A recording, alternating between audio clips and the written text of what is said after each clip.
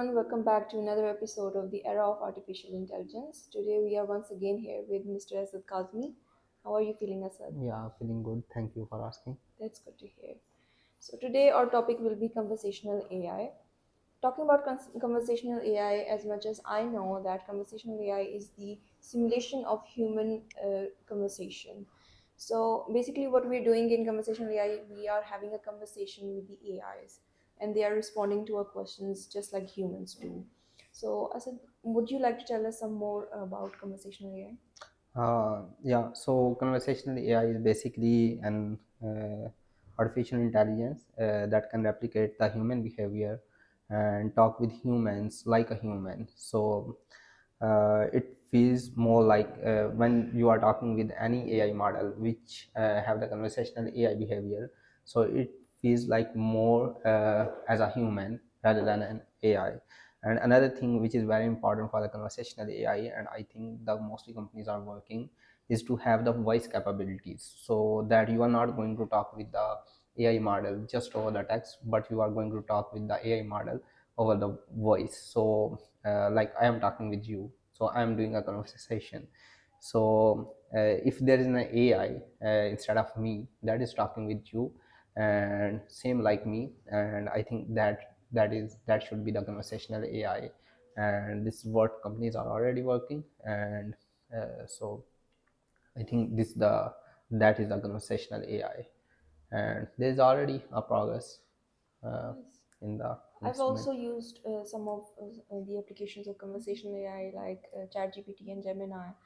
What other examples can you tell me? So one example that we mostly use is the Google Assistant. I think Google Assistant is a good example of the conversational AI, but it is not up to the level that it should be. Like with our current Google Assistant, and which is now updated with Gemini as well. So what we can do, we can create the events. We can just ask, hey Google, create a meeting for me at this moment, or we can ask to make calls. I just ask it, okay, call to this person over the WhatsApp or over the phone or over the Zoom, wherever we want. So it can do that. But I think the more advanced form that the conversational AI should have, like having a conversational AI is feel like an assistant to you, an AI assistant. And an assistant should not only schedule an event for you for the given time, but it should decide when it is going to schedule that event. So that is a good example of assistant. Like currently I can ask Google Assistant to create a meeting for me, or yeah, an event for me at, for example, 8 p.m. But actual example should be like actual I think the conversational AI will be, our assistant will be, when we will make when we will just ask, okay, I have a meeting with this person and he's available, uh, in, let's say, CET. So make an appointment for me with him. So then that AI will basically decide, okay, so as this person in availability is in CET, so based on your schedules, so I think this is the right time, so do you want to schedule at this moment? So when we have this type of thing, then we will have the better assistants.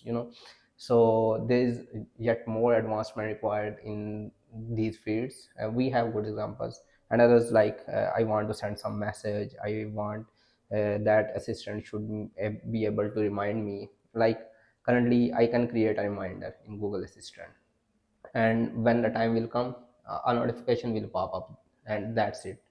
But the good is but a more advancement that we need is like, when the time will come, conversational AI will wake up, will talk with you, will tell you, okay, how much important this task is for you over the what you are currently doing. And if that AI will think, okay, what you are currently doing is good, is important, and I will say, okay, let reschedule this moment, reschedule this reminder for some other time, and then that AI will reschedule it. So this advancement is not yet there, and we need it.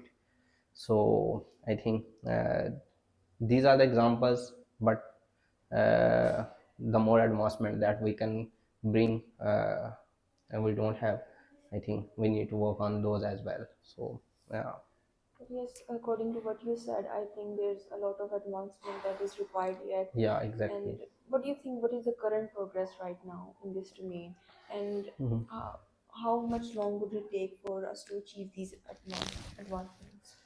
So the current advancement, we have been using Google Assistant for long. There is Siri as well, but a very good advancement came from the other AI models, like from OpenAI and Google's team, which is working to develop Gemini, or others like from Anthropic, who developed Claude-like models. So we can chat with these models, and those are replicating a very good human behavior. But after a few time, when these models appear first, then they also release a voice to voice conversational system. And at the start, we had a voice assistant in them, uh, but we were able to talk, we were not able to interrupt. And now I see I can even interrupt those models in the OpenAI voice assistant, or in Gemini live mode. So now we have an AI, we can talk with it, we can interrupt it whenever we want. It talk with you in whatever language you want. Like if I'm going to talk with it in English, it is going to respond me in English. If I'm going to talk with it in French, it is going to talk with me French. So, and recently when I was using these AI models, and I even saw now those models are laughing as well. There is a little bit emotions entered, but not as we need. And uh, so I think, these are the advancement that the community has achieved so far, and this is going to be a very good progress. And I think we are moving toward an actual conversational AI assistant that we need. And I hope that, if we see we got this progress in last 2 years, 2 to 3 years, and if we and I think we can expect in next 2 to 3 years, or maybe in 4 years, because there is a lot of work to do. These are general models. We need to work on more specialized as well. One company cannot work on everything, but I guess, we can work on these things, and in the next 3 to 4 years, we'll have much better form of these conversational AIs. Actually, yes, I also experienced that. I asked ChatGPT to share stories with me in different languages. Yeah, One thing that I noticed was that if I ask ChatGPT to tell me something that I told them yesterday, that's something that is not possible yet. So I think moving forward, that would be an advancement as well. That exactly, the AI could remember all of the things that we do and we can do. exactly. But I still believe that all of these applications right now are much general, Yeah, and one advancement that we can make is to specialize those things. yeah, That is something that I learned in an article I was reading, and there was a discussion about horizontal and vertical AI. yeah, exactly. So basically, the article was about how horizontal AI is general and these vertical AIs are specific for domains. So I'm not an expert in the field, so I believe that you could maybe discuss about this more fairly. I'm very impressed the terms you mentioned, especially the horizontal and vertical AI, because mostly people don't know about these terms until those are not very expert in the AI. And I'm impressed that you are studying about these things. Uh, if we talk about AI, so AI is basically divided into two different kind of further domains. One is a vertical AI, one is, sorry, horizontal AI, and second one is a vertical AI. So horizontal AI is like those models which are very general purpose, like from OpenAI, it is ChatGPT, GPT-4, GPT 3.5, which is now replicated. But there's GPT-4 or mini. All these are general purpose models. Then from Google, that is Gemini. From Claude, it is Anthropic. From Mistral, it is Mixtral. So all these models are general purpose models, and those are not designed for any specialized task, but those can perform specialized tasks if those are instructed. So, but the companies like these, like Google, OpenAI, and Anthropic, are working to design, to build, and to make advancement in the horizontal AI. But there are other companies that are working on top of these AI models, and those companies are basically working toward the vertical AI. So vertical AI is something when which is specialized to just single domain. If I talk about the real estate, so there's an AI model that can help real estate agent to craft the emails based on their customer data, based on how how an agent of a real estate agency interacted with a customer with their one any lead.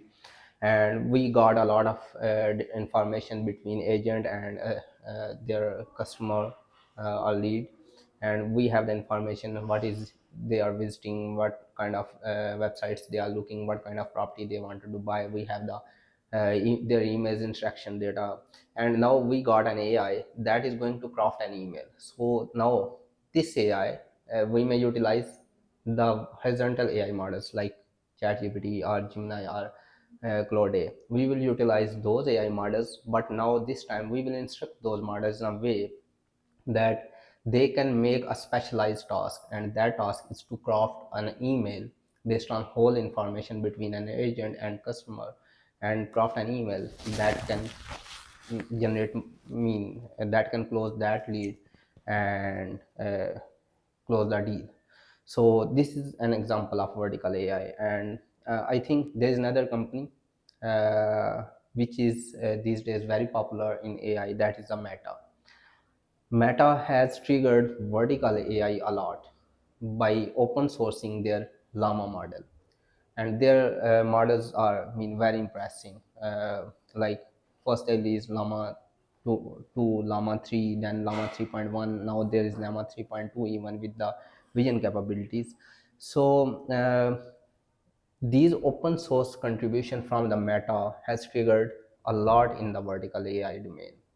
Like uh, what happens when you are going to use OpenAI's models? You can, what you can do with best, you can just instruct those models. You can do prompt engineering, you can optimize system prompts, you can optimize with them with few short learning. But when we do all that thing, that increase our input size. When input size grow, our cost grow, speed drops. So all these things happens. But with the release of the open source from the Meta, what is now possible for the for the companies who are working on a vertical AI. So like I'm going to craft an email.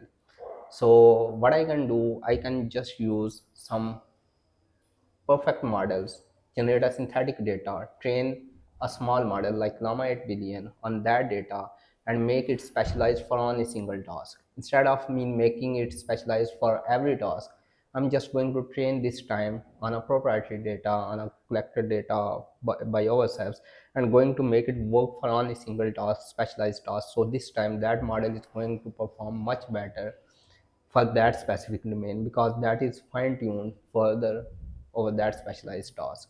So this contribution from the Meta has triggered vertical AI development a lot. Now we can fine-tune those models for specialized tasks.